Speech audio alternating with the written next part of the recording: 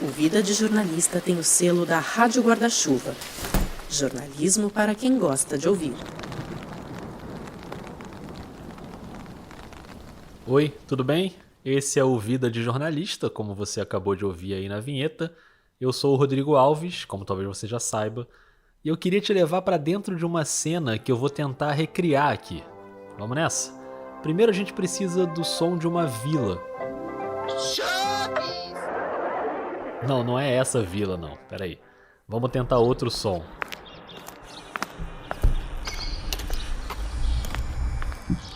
Beleza, esse aí tá bom. É uma vila normal, pequena, no bairro da Taquara, região de Jacarepaguá, na zona oeste do Rio de Janeiro. Um lugar na cidade que é bem marcado pelas milícias. Mas tá tudo sossegado nessa vila e dentro de uma das casas tá o Fabrício Queiroz. O Queiroz, policial militar, que foi assessor parlamentar do Flávio Bolsonaro e dono da conta bancária que teve aquelas movimentações atípicas de mais de R$1 milhão entre 2016 e 2017. Essa cena na vila foi antes da prisão do Queiroz em 2020. Ele tá ali no sofá e a campainha tá tocando. Mas o Queiroz nem cogita abrir a porta, ele deixa tocar. Quem tá ali do lado de fora é uma jornalista, a Juliana Dalpiva. Ela toca a campainha, bate palma e ninguém atende. Ela não sabe se o Queiroz está lá dentro ou a esposa dele, a Márcia. Então a Juliana faz uma coisa que ela repetiu várias vezes nos últimos anos, em vários endereços onde o Queiroz poderia estar. Ela pega o bloquinho e escreve um bilhete. Oi, seu Queiroz, né, dona Márcia, meu nome é Juliana, gostaria de ouvir vocês, deixei meu telefone, e-mail. E pronto. Ela arranca a folha do bloco, enfia o bilhete por baixo da porta e vai embora.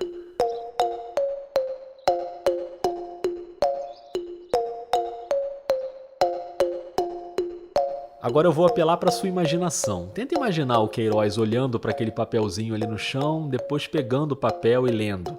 Em nenhum momento ele cogitou responder ou ligar de volta ou mandar um e-mail. Deve ter amassado o papel, jogado no lixo.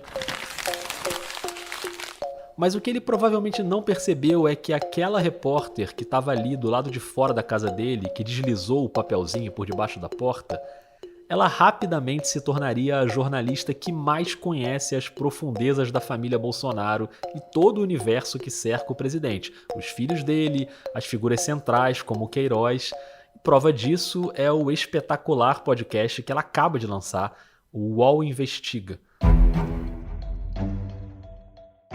Eu sou Juliana Dalpiva, colunista do UOL, e nos últimos 2 anos fiz poucas coisas além de investigar a vida da família Bolsonaro. Muito do que eu descobri vou compartilhar com você nessa primeira temporada do podcast UOL Investiga sobre a vida secreta de Jair Bolsonaro. Tem muitos detalhes e bastidores do caso Queiroz de um jeito que você nunca ouviu. Ô Márcia, avisa ele que é impossível ligar para alguém, entendeu?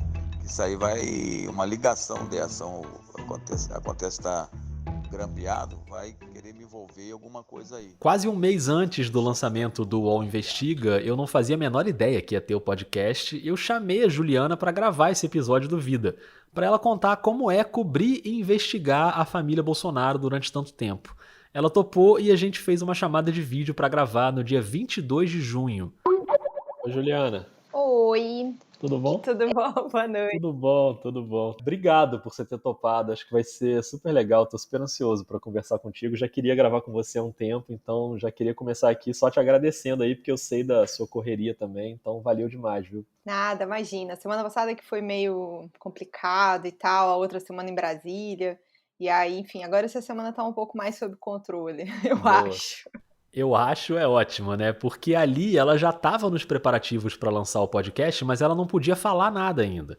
Ela até me confidenciou no papo que ia ter o podcast, mas eu não podia imaginar que ia ser essa bomba cheia de áudios inéditos implicando o próprio Bolsonaro no esquema das rachadinhas, né? E você que tá aí ouvindo, eu te conheço, já tá aí numa ansiedade, né? Pensando, pô, mas se a gravação foi antes, a Juliana não vai contar aqui os bastidores dos áudios? Calma, vai dar tudo certo. É óbvio que depois do lançamento a gente fez uma outra gravação e ela contou várias histórias sobre o podcast que a gente vai ouvir aqui. Mas no Vida a gente não tem pressa, vamos com calma. Tá confortável aí com seu fone de ouvido? Ajusta o volume bonitinho, porque se a Juliana quis contextualizar a história toda no UOL Investiga, eu vou fazer a mesma coisa aqui. O que eu quero contar pra você não é o caso Queiroz, mas como essa história tornou público o passado oculto dos 30 anos da vida pública do presidente Jair Bolsonaro. E o que eu quero contar pra você não é só o bastidor do podcast, mas como essa história é o resultado de muitos anos de jornalismo. Pra explicar essa novela, vou levar você comigo nas minhas apurações. E aqui é a mesma coisa, eu também vou levar você, ouvinte, nas minhas apurações para te contar quem é a Juliana, que nasceu na pequena São Carlos, em Santa Catarina, uma cidade com pouco mais de 11 mil habitantes, e ainda bebezinha se mudou com os pais para Chapecó. Tá, boa pesquisa, hein?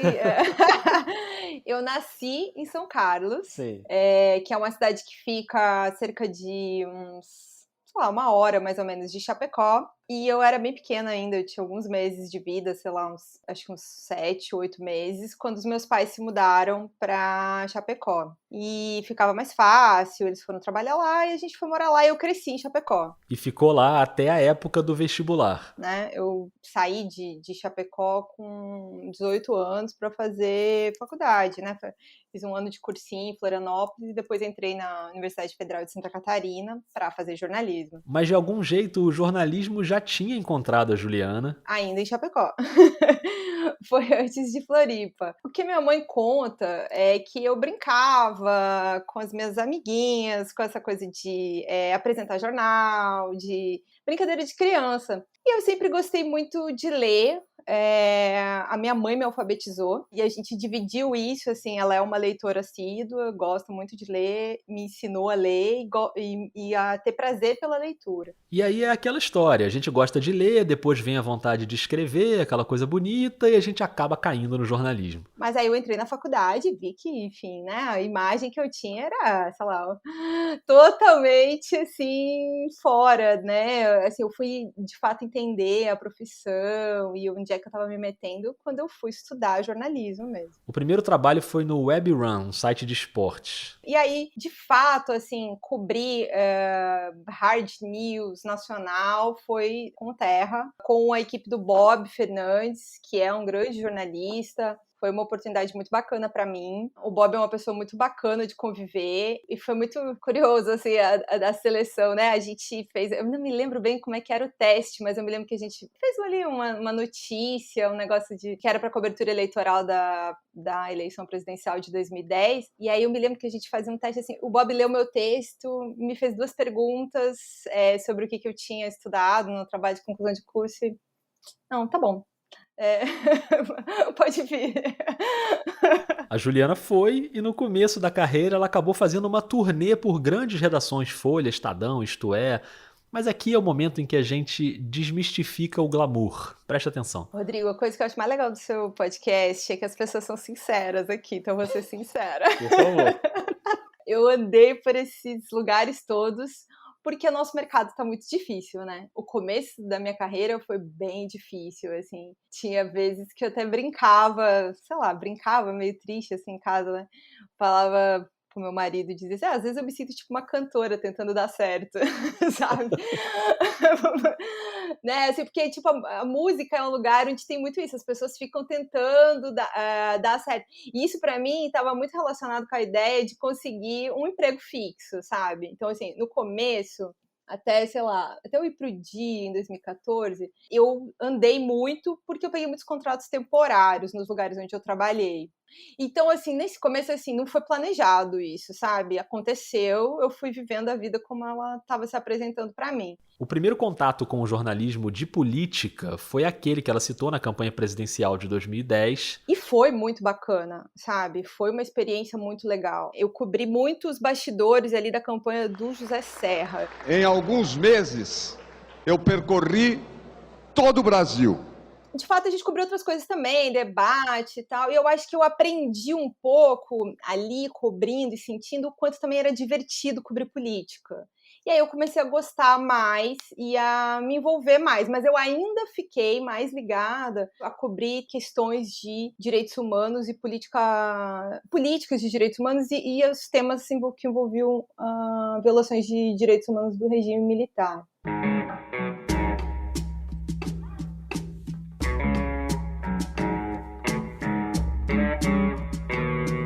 Esse interesse pelo que aconteceu na ditadura militar é um bom gancho para entender como o caminho da Juliana cruzou com o do Bolsonaro. Mas para chegar lá a gente precisa fazer um flashback. Vamos para agosto de 2008. O ano anterior à minha formatura, eu passei 6 meses na Universidade de Buenos Aires, eu ganhei uma bolsa para estudar um semestre lá. Eu estudei História Latino-Americana e História Argentina. E tem uma coisa que é muito marcante na Argentina, que é também como a Argentina lida com os temas da ditadura militar deles.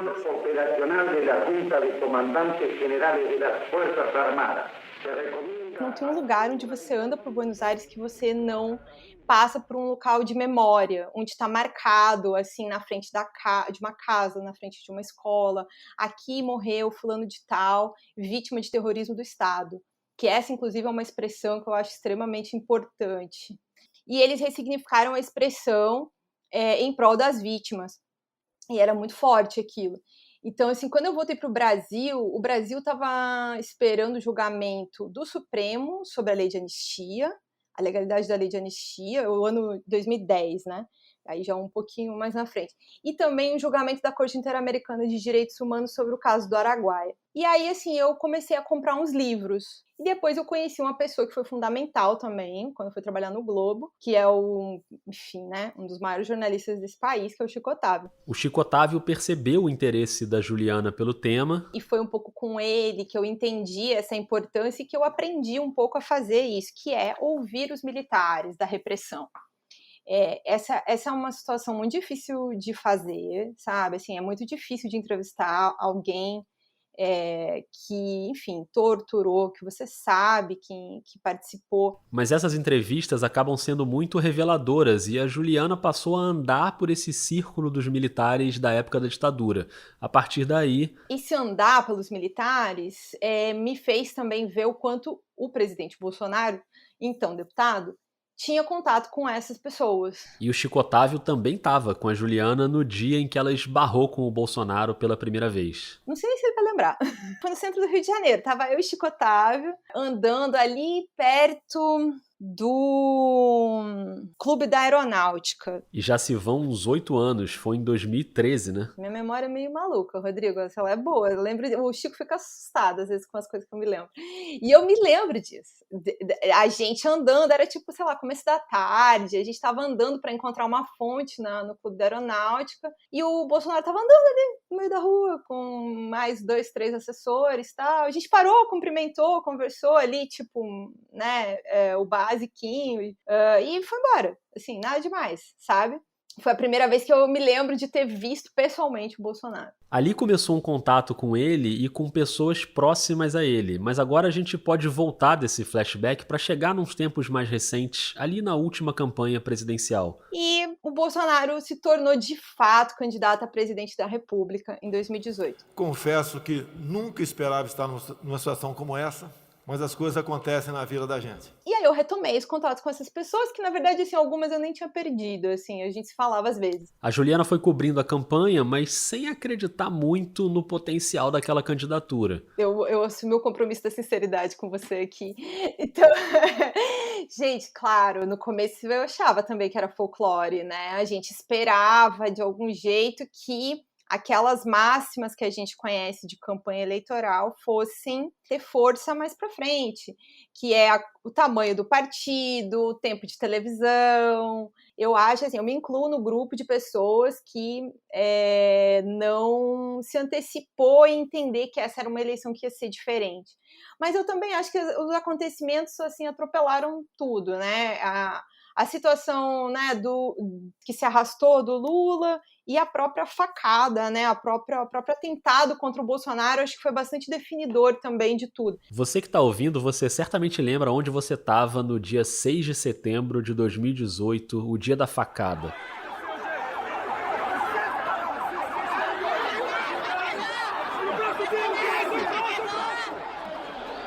E se a memória da Juliana é boa, ela certamente lembra. E eu lembro que tava voltando do almoço, porque foi no comecinho da tarde, né?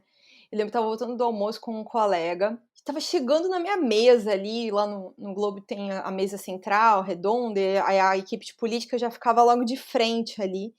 E eu me lembro, assim, que eu vi minha chefe, minha antiga editora, tava andando uns metros pra frente com uma cara, assim, muito assustada.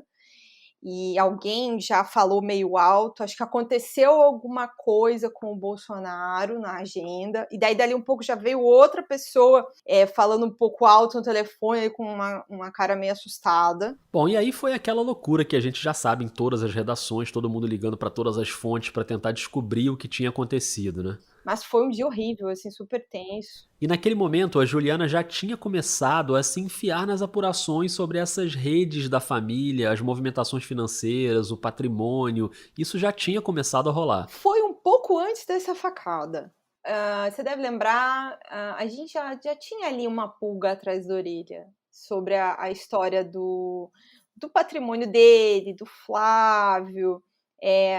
A Folha tinha feito uma matéria no começo de 2018, mostrando que eles tinham montado um patrimônio expressivo sendo políticos, enriqueceram na política. Ali também já tinha rolado a história da Val do açaí, você lembra? Que foi a funcionária fantasma, que a Folha identificou e tal. Uma vendedora de açaí na região conhecida como Costa Verde, no estado do Rio, deixou hoje a condição de secretária parlamentar do gabinete do deputado Jair Bolsonaro, o candidato à presidência pelo PSL.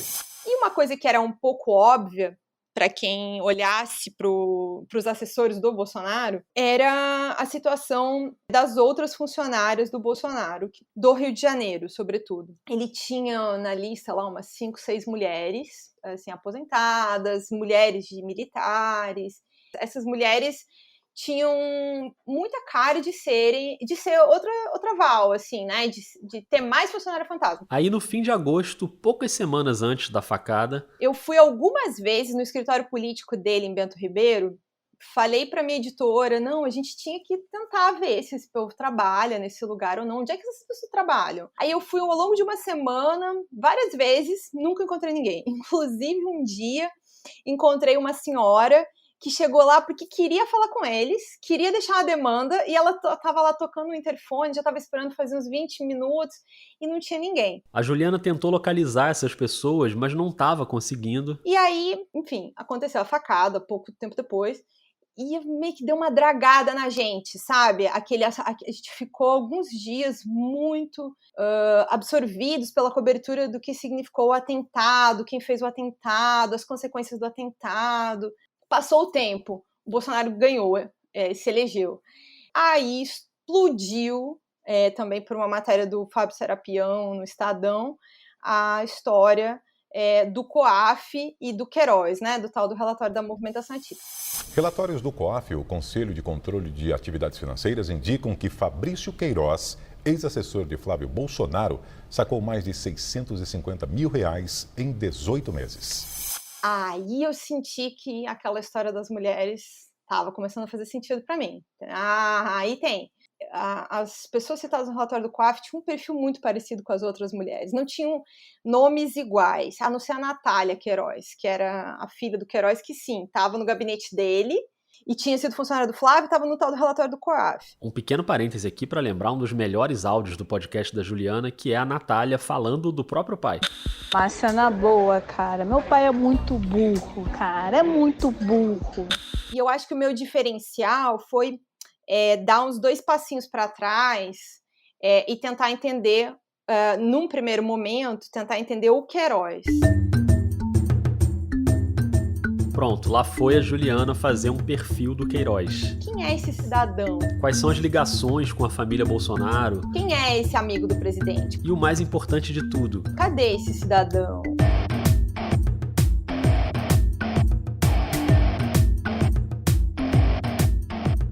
Esse perfil saiu em maio de 2019 e naquela época a Juliana estava cheia de esperança.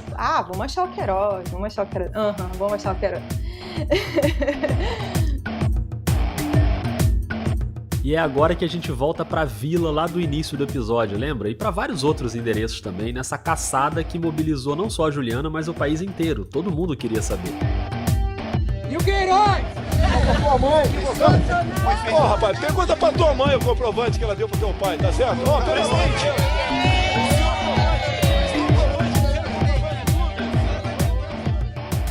Eu fui, sei lá, 30, 40, sei lá quantas vezes nos endereços dele para tentar, sei lá, um dia achar alguém, conversar. E aí eu tenho um pouco essa tática, aprendi com o Chico Otávio. A gente não achou ninguém, deixa um bilhete. Deixei lá, sei lá quantos bilhetes eu deixei pro Queiroz. E Juliana, são bilhetes mesmo, num papelzinho? Eu pego do meu bloco. Uhum. Eu escrevo com a minha letrinha meio feinha. Escrevo mesmo, assim, oi, seu Queiroz, né, dona Márcia, sei lá, meu nome é Juliana, gostaria de ouvir vocês, deixei meu telefone, e-mail, tal. Já fiz isso várias vezes, sei lá, fiz até recentemente de novo. Na maioria das vezes eu deixava embaixo da porta, porque eles moravam numa casa de vila lá na Taquara. Não sei se esses bilhetes chegaram, se eles jogaram tudo fora, não sei se ele nunca viu. Acho difícil de não ter visto nenhum, foram muitos. E em diferentes endereços também, deixei com o porteiro. Eu acho que algum deve ter chegado. Mas, assim, depois disso, sempre foi com os advogados, né? Ele passou a ter uma representação. E aí, como a gente não sabia onde ele estava, como não sabia, tinha suspeitas e tal, mas não sabia.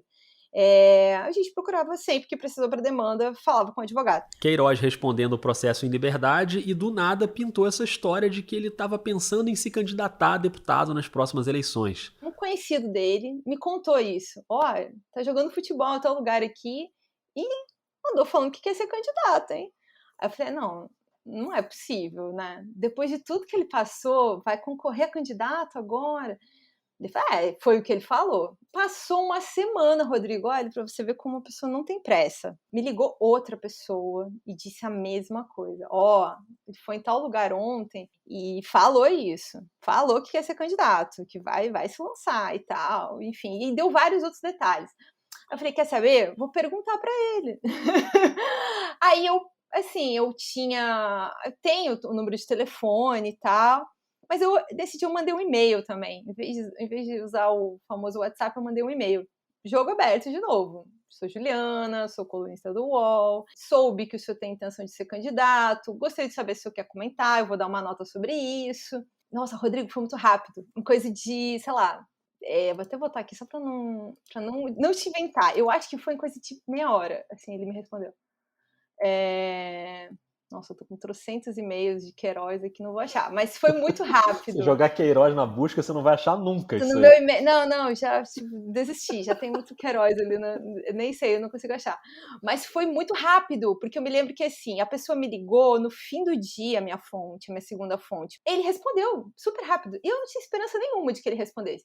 E ele respondeu 2 e-mails, Rodrigo. Eu achei muito curioso isso. Ele respondeu um, com o que eu usei na nota, que ele tava falando assim, ele negou, né? Disse que estava sabendo por mim da tal da intenção de se candidatar, mas que depois que ele ouviu de mim, ele achou que era uma boa ideia.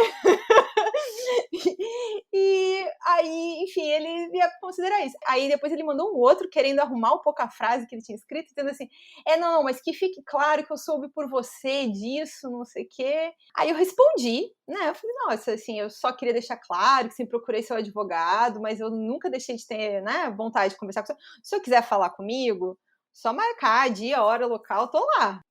Rodrigo, tomara que ele escute seu podcast. Vou deixar aqui mais uma vez um pedido de entrevista. Queiroz, quero te entrevistar. Queiroz, meu filho, você tá ouvindo? Manda um e-mail aí pra Juliana, dá uma entrevista pra ela. Se você preferir, manda pra mim que eu faço essa ponte. É podcastvidadejornalista@gmail.com.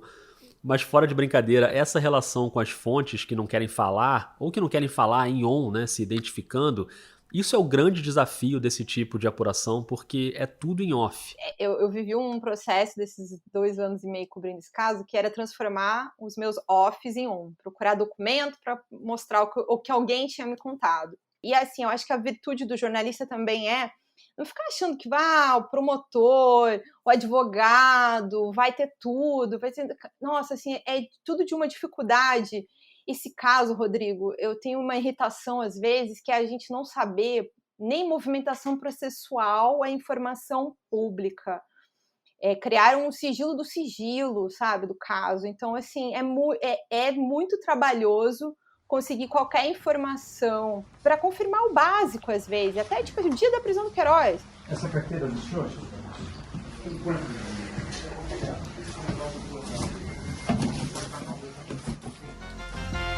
Mais informação chegando, mais informação de última hora. Fabrício Queiroz é preso em São Paulo. Informação agora chegando pra gente. Nossa reportagem já acionada. Você não conseguia saber direito. Ele demorou um tempão no dia da prisão do Queiroz pra gente conseguir dizer, olha, o Queiroz foi preso porque X, sabe? A acusação é a obstrução de justiça. Além de uma coletiva que o antigo Procurador-Geral de Justiça deu no começo de 2019, não teve uma coletiva de imprensa para explicar nada, desde de janeiro de 2019 até agora, até hoje, quando estou falando com você. A sociedade tudo vira um pouco informação privilegiada, de fonte, o que não é bom também, sabe? Assim, a gente depende disso, mas a transparência é importante, sabe? Eu quero aproveitar esse gancho da importância da transparência para te indicar um podcast que é o Cidades Abertas, apresentado e produzido pelo jornalista Rafael Velame e pela programadora de software Ana Paula Gomes. A Ana Paula vive em Berlim, os dois são baianos de Feira de Santana e voluntários do projeto Dados Abertos de Feira. Essa relação com a Alemanha também porque o podcast é apoiado pelo Goethe-Institut, que lançou um edital para financiar podcasts da América Latina sobre preservação da democracia. É um projeto chamado Tramas Democráticas, que aborda assuntos como estupidez coletiva, inércia social, opacidade.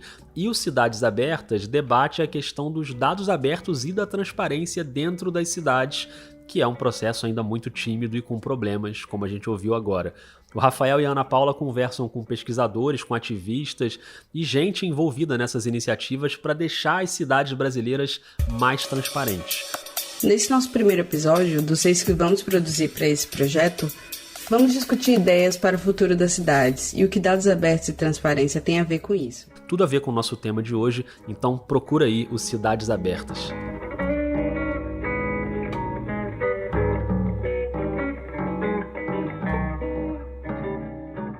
Bom, tudo que você ouviu até agora foi no primeiro papo que eu tive com a Juliana Dalpiva no dia 22 de junho. E no finalzinho desse papo ainda rolou esse momento aqui, ó.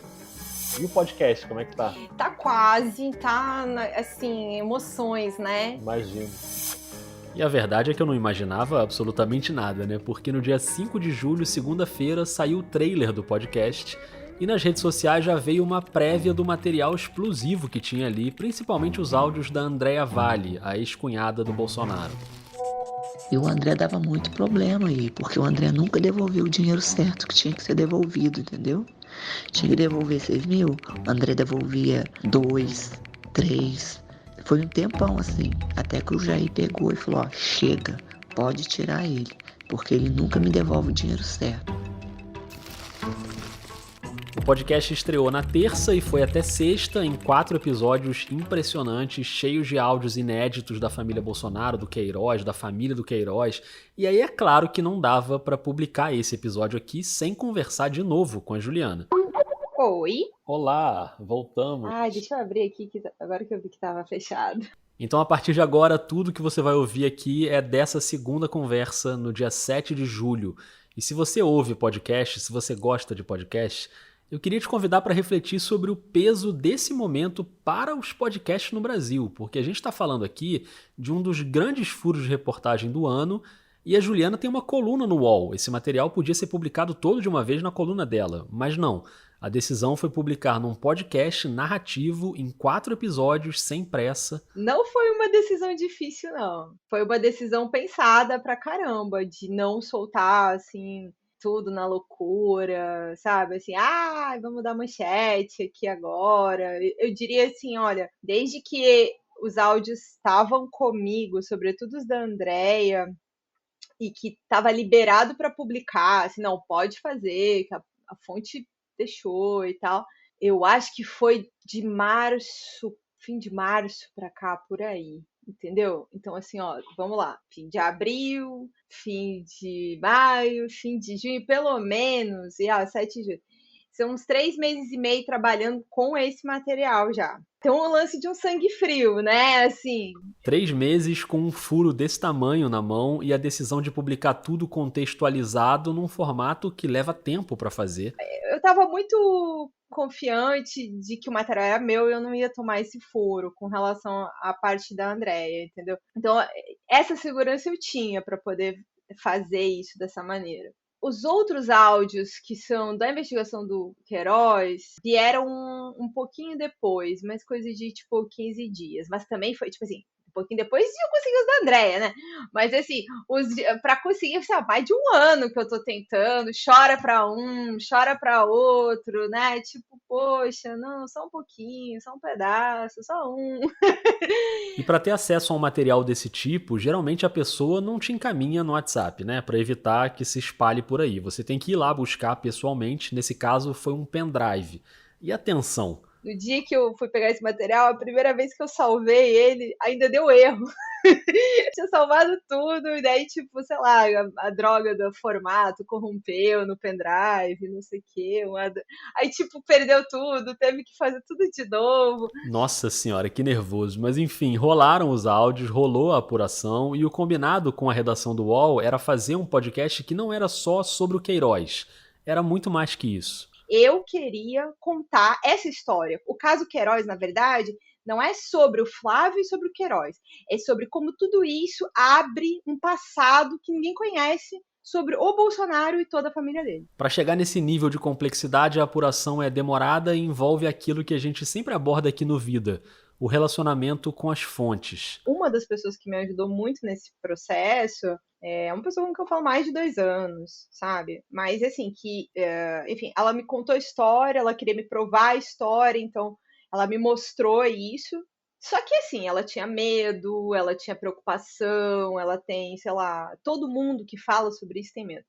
Então foi um longo processo de, assim, olha, de que ela tinha vontade de liberar e não liberava, sabe? Eu vivi essa emoção de vai rolar várias vezes, sabe? Ai, é hoje? Não. Ai, é hoje? Não. Demorou, mas chegou esse dia. Por meio dessas fontes, rolou o acesso a áudios como esses da Andréa Vale. Não é pouca coisa que eu sei, não. É muita coisa que eu posso ferrar a vida do Flávio, posso ferrar a vida do Jair, posso ferrar a vida da Cristina. Entendeu? Então é por isso que eles têm medo e mandam eu ficar quietinha, não sei o que tal. Entendeu? É esse negócio aí. Na hora que eu tava aí, que eu tava fornecendo também, e ele também estava me ajudando, lógico. E eu também estava, porque eu ficava com 1.000 e pouco e ele ficava com 7.000 reais. Então, assim, certo ou errado, já foi. Não tem jeito de voltar atrás.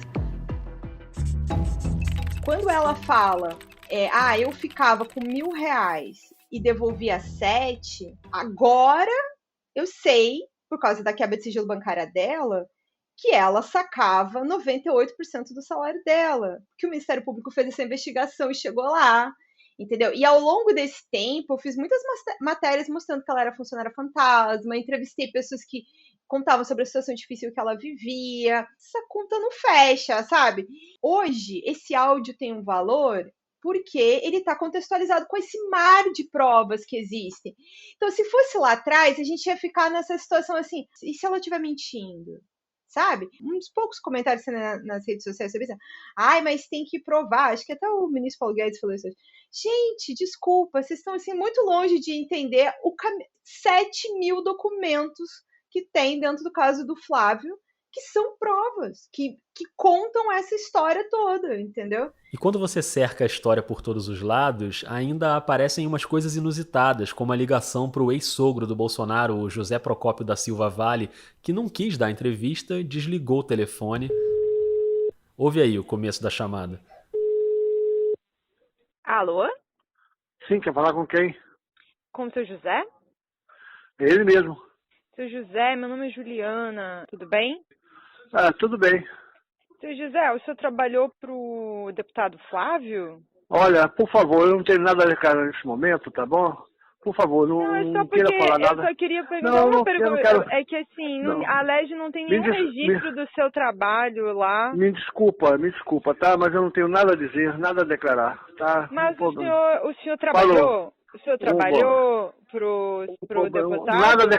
Nada a declarar. Obrigado, tchau. Alô?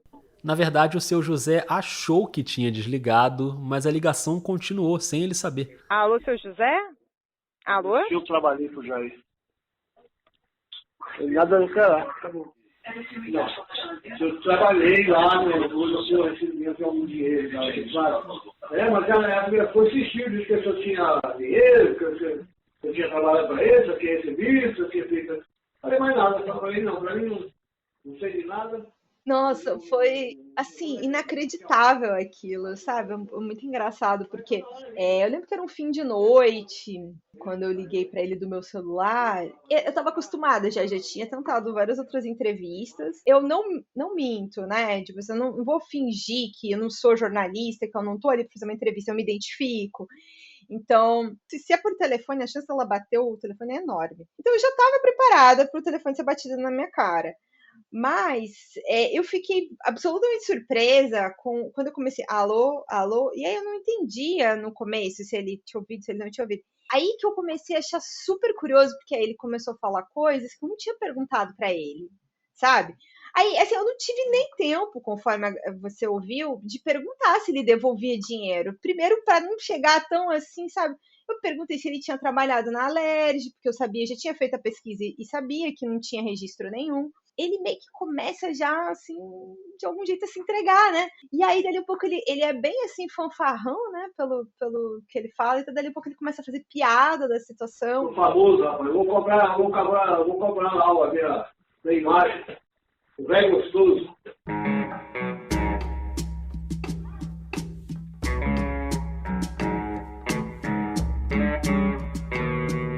A ligação para o seu José teve seus momentos engraçados, mas nem tudo é engraçado nessa história, né? Com os 4 episódios no ar e a repercussão gigantesca, vem uma preocupação presente em tudo que envolve material que vai contra a família Bolsonaro. A questão da segurança. A Juliana já sofreu ataques e ameaças ao longo desses anos, mas agora ela subiu alguns degraus na investigação. Eu optei, assim, por uma coisa, Rodrigo, por prevenção mesmo. Então, assim, eu nem saí de casa esses dias todos, já não saí na semana passada, praticamente. Essa semana também não botei o pé para fora de casa, a não ser para receber um colega da TV portuguesa que queria repercutir a história, porque fui, tipo, aqui na esquina de casa falar com ele. E só, assim, não saí, e acho que vou ficar uns dias mais por casa e tal. Agora, o que eu tive que fazer, que me incomodou bastante, foi assim, orientar minha família com essa questão das redes sociais, pedir que eles fechassem as redes para evitar uma retaliação via eles, sabe? Porque já teve com colegas, então assim, minha preocupação bastante é com a minha família. E como eu falei, essa nossa segunda conversa foi no dia 7, o dia em que o segundo episódio foi ao ar. No dia 9, quando saiu o último episódio, veio um ataque. Um ataque gravíssimo do Frederic Wassef, que é o advogado do presidente Jair Bolsonaro. A Juliana publicou nas redes sociais uma mensagem que ele mandou pelo WhatsApp, uma mensagem de texto enorme, cheia de ataques e ameaças. Você já deve ter visto, mas eu vou ler aqui o trecho mais grave quando ele diz assim: por que não se muda para a grande China comunista e vai tentar exercer sua profissão por lá? Faça lá o que você faz aqui no seu trabalho para ver o que o maravilhoso sistema político que você tanto ama faria com você. Lá na China você desapareceria e não iriam nem encontrar o seu corpo. Esse sujeito, ele é o advogado do presidente da República. A gente não pode perder de vista a gravidade do que aconteceu. O advogado do presidente Jair Bolsonaro não tem nenhum pudor para mandar uma mensagem violenta, agressiva, nesse nível, para intimidar uma jornalista.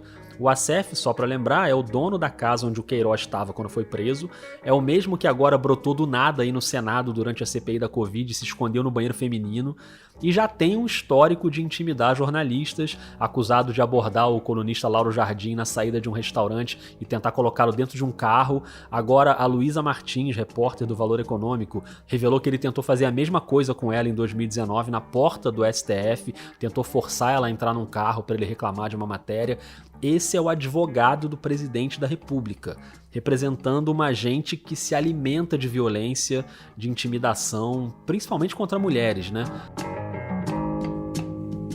A Juliana tá bem, ela recebeu apoio de muita gente. Antes mesmo do ataque do Assef, ela já tinha sido procurada pela Abrage, por defensores públicos, por advogados, por outros jornalistas. Eu também senti, isso foi muito bacana, sabe? Um carinho muito grande de muita gente que vibrou de ver um trabalho bacana, bem feito, e que, assim, que tá disposto a, te ajudar, a te proteger se precisar, sabe? Eu acho que a gente não tem que ter medo de trabalhar, sabe?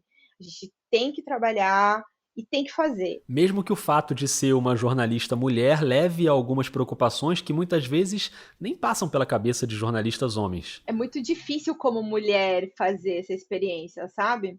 Eu acho que, para mim, teve uma preparação de voz que foi importante, sabe? Porque a minha voz é mais fina, então, assim... os agudos são difíceis para mim, para não ficar tão agudo. Para mim foi muito importante ter conseguido fazer isso, sabe? Teve muito esforço, além da reportagem, teve muito esforço nesse sentido, de preparar um material de qualidade técnica, de narração, sabe? E que aí esbarra muito...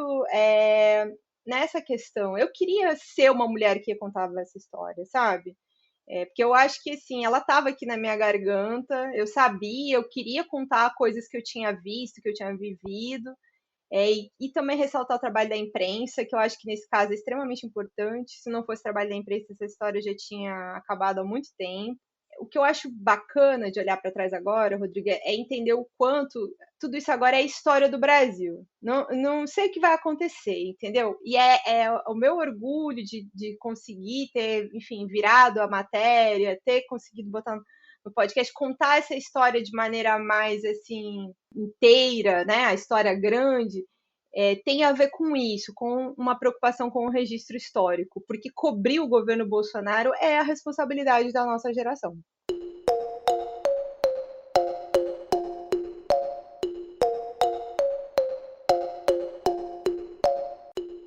Depois dessa conclusão, eu só posso concordar, agradecer e parabenizar, primeiro a toda a equipe do UOL, a uma outra Juliana, a querida Juliana Carpanês, que coordena os podcasts do UOL e que me deu a honra de fazer a minha oficina, foi legal demais, a Gabriela Sapessoa, que sempre entra ali para explicar quem são os personagens citados nos episódios, a fonoaudióloga Cláudia Cotes, que foi importante na preparação da Juliana. Fonoaudiólogas, aliás, são sempre salvadoras. Enfim, toda a equipe e, claro, principalmente agradecer a Juliana Dalpiva pela generosidade de vir aqui no Vida 2 vezes, em 2 gravações, para dividir esses bastidores com a gente. Rodrigo, eu sou, assim, te falar de uma honra que você já entrevistou só grandes profissionais, um melhor que o outro.